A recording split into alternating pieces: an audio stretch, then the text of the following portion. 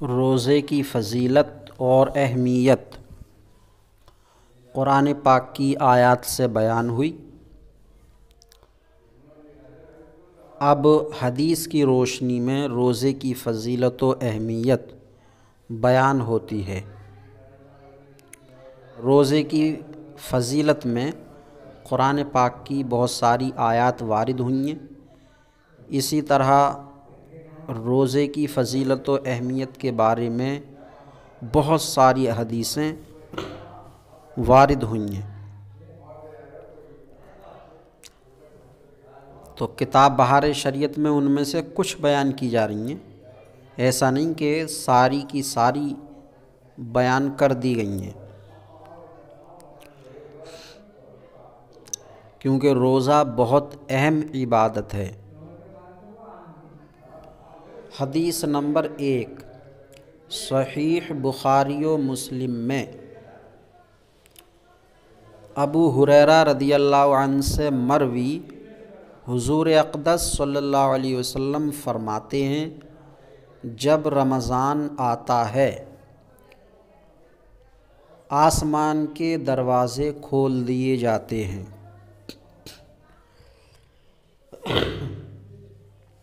تاکہ اللہ تبارک و تعالیٰ کی رحمتوں برکتوں کا نزول زمین والوں پر زیادہ سے زیادہ ہو سکے۔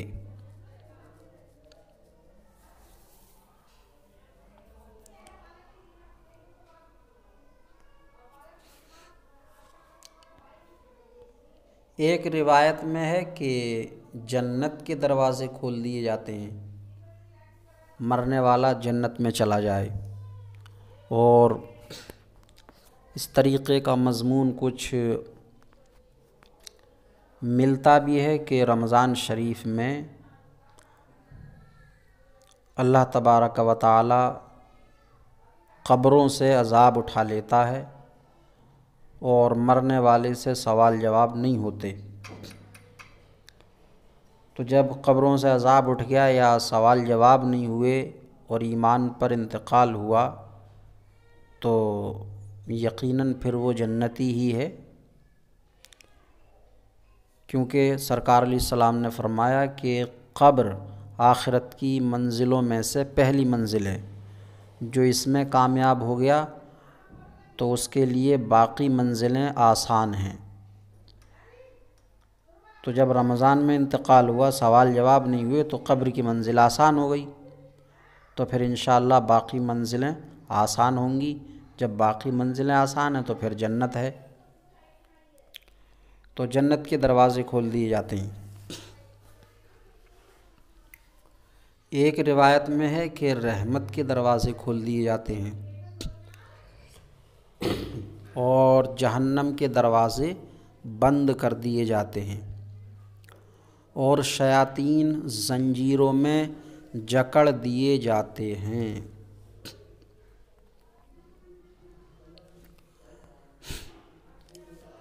اور امام احمد اور ترمذی اور ابن ماجہ کی روایت میں ہے، جب ماہ رمضان کی پہلی رات ہوتی ہے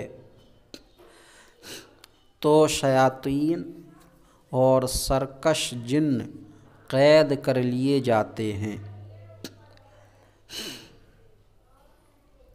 اور جہنم کے دروازے بند کر دیے جاتے ہیں، تو ان میں سے کوئی دروازہ کھولا نہیں جاتا۔ جہنم کے دروازے بند کر دیے جاتے ہیں تو ان میں سے کوئی دروازہ کھولا نہیں جاتا، اور جنت کے دروازے کھول دیے جاتے ہیں تو ان میں سے کوئی دروازہ بند نہیں کیا جاتا۔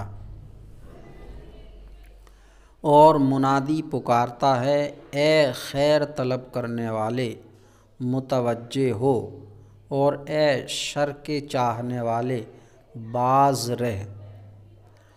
اور کچھ لوگ جہنم سے آزاد ہوتے ہیں اور یہ ہر رات میں ہوتا ہے۔ جہنم سے آزاد، اب جہنم سے آزاد وہ لوگ ہوں گے جو جہنم کے مستحق ہو چکے ہوتے ہیں۔ جو جہنم کے مستحق نہیں تو پھر وہ جہنم سے آزاد کیسے ہوں گے؟ تو جہنم سے آزاد ہونے کا مطلب یہ ہے کہ وہ جہنم کے مستحق ہو چکے تھے۔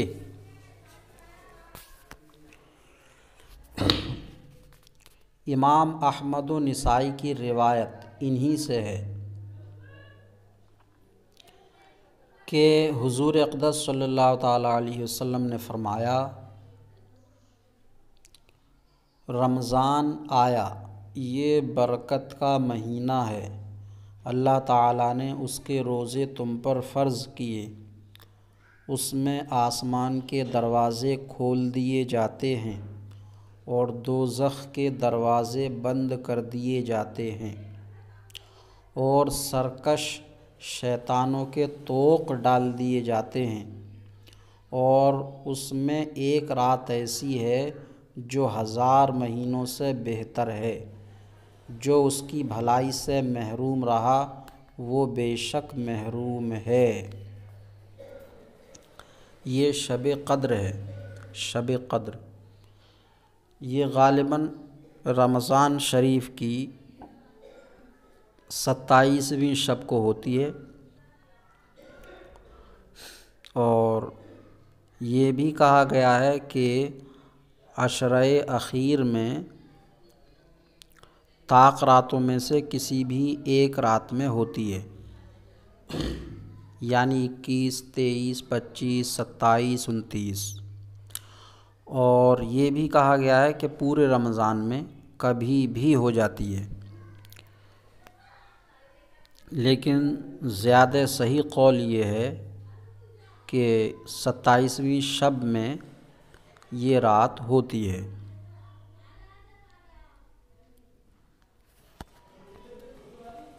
حدیث نمبر 2، ابن ماجہ انس رضی اللہ تعالیٰ عنہ سے راوی کہتے ہیں، رمضان آیا تو حضور صلی اللہ علیہ وسلم نے فرمایا، یہ مہینہ آیا، اس میں ایک رات 1000 مہینوں سے بہتر ہے، جو اس سے محروم رہا وہ ہر چیز سے محروم رہا، اور اس کی خیر سے وہی محروم ہوگا جو پورا محروم ہے۔ تو لہٰذا اس رات کو تلاش کرنے کی زیادہ سے زیادہ کوشش کرے۔ حدیث نمبر 3، بیہقی ابن عباس رضی اللہ عنہما سے راوی کہتے ہیں، جب رمضان کا مہینہ آتا رسول اللہ صلی اللہ علیہ وسلم سب قیدیوں کو رہا فرما دیتے اور ہر سائل کو عطا فرماتے، یعنی اپنے نیک کام بڑھا دیتے، صدقہ و خیرات زیادہ کرتے۔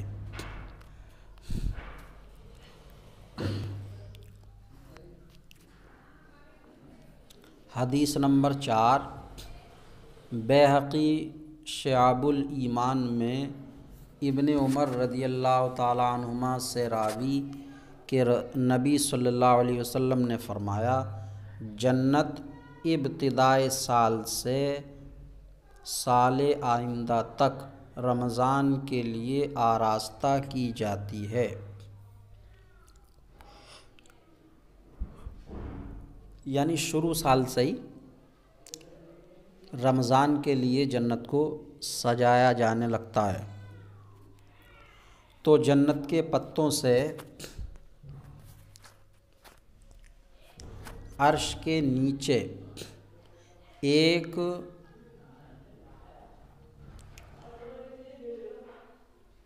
ہوا حور عین پر چلتی ہے، وہ کہتی ہیں، اے رب تو اپنے بندوں سے ہمارے لیے ان کو شوہر بنا جن سے ہماری آنکھیں ٹھنڈی ہوں اور ان کی آنکھیں ہم سے ٹھنڈی ہوں۔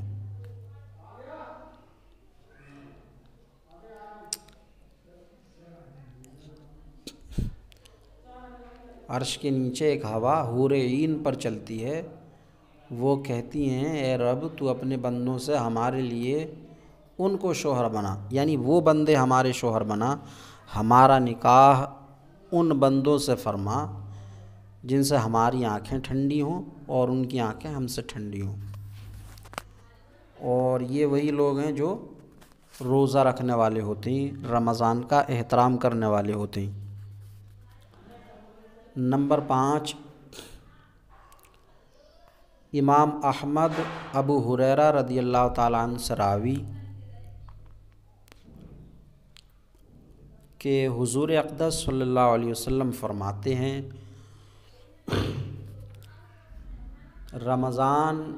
رمضان کی آخری شب میں اس امت کی مغفرت ہوتی ہے۔ عرض کی گئی کیا وہ شب قدر ہے؟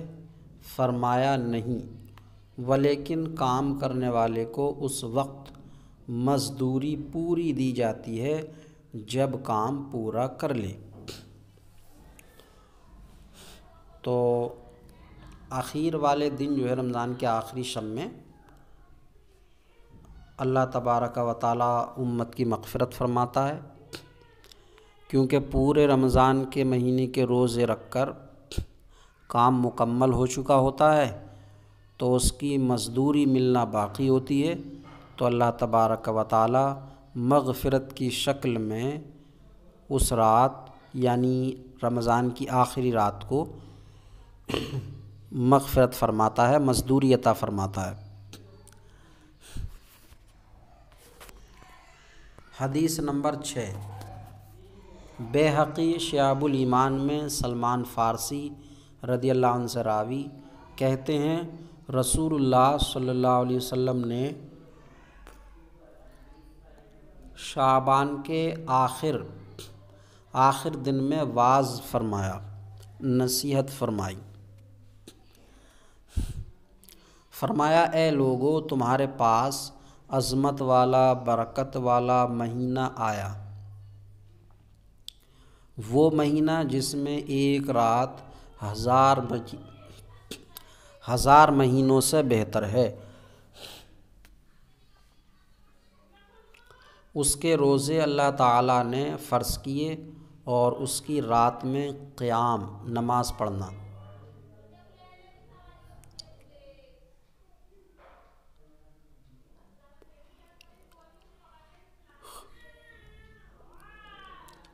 قیام نماز پڑھنا تطوع یعنی سنت، جو اس میں نیکی کا کام کرے تو ایسا ہے جیسے اور کسی مہینے میں فرض ادا کیا، یعنی سنت ادا کرے تو فرض کے برابر ثواب، اور اس میں جس نے فرض ادا کیا تو ایسا ہے جیسے اور دنوں میں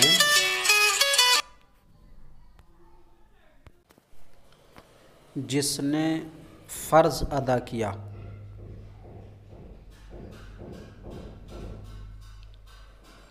اور اس میں جس نے فرض ادا کیا تو ایسا ہے جیسے اور دنوں میں 70 فرض ادا کیے، مطلب فرض کا ثواب 70 گنا بڑھا دیا جاتا اور سنت کا ثواب فرض کے برابر کر دیا جاتا۔ یہ مہینہ صبر کا ہے اور صبر کا ثواب جنت ہے، اور یہ مہینہ مواسات کا ہے۔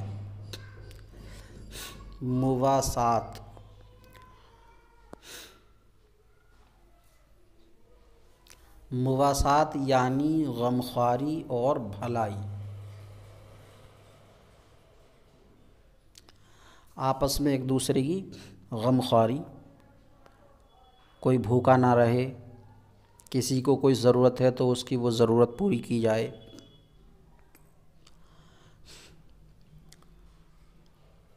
اور اس مہینے میں مومن کا رزق بڑھایا جاتا ہے۔ یہی وجہ ہے کہ رمضان کے مہینے میں غریب آدمی بھی اللہ تبارک و تعالیٰ کی اچھی نعمتوں سے مالا مال ہو جاتا۔ جو اس میں روزہ دار کو افطار کرائے اس کے گناہوں کے لیے مغفرت ہے، اور اس کی گردن آگ سے آزاد کر دی جائے گی جو روزہ افطار کرائے گا، اس کے گناہوں کے لیے آزاد کر دی جائے گی، اور اس افطار کرانے والے کو ویسا ہی ثواب ملے گا جیسا روزہ رکھنے والے کو ملے گا، بغیر اس کے کہ اس کے اجر میں سے کچھ کم ہو۔ ہم نے عرض کی یا رسول اللہ صلی اللہ تعالیٰ علیہ وسلم، ہم میں کا ہر شخص وہ چیز نہیں پاتا جس سے روزہ افطار کرائے۔ حضور صلی اللہ یعنی ہر ایک کے پاس اتنا پیسہ نہیں ہے کہ وہ کھجور یا کھانے وغیرہ کا انتظام کر کے کسی کو افطار کرائے، کیونکہ وہ خود تنگ دست ہے۔ تو اگر ایسا کوئی شخص ہے جسے اپنے کھانے کو مشکل سے میسر ہوتا ہے تو پھر وہ روزے دار کو افطار کیسے کرا دے گا؟ تو یہ سوال کیا گیا۔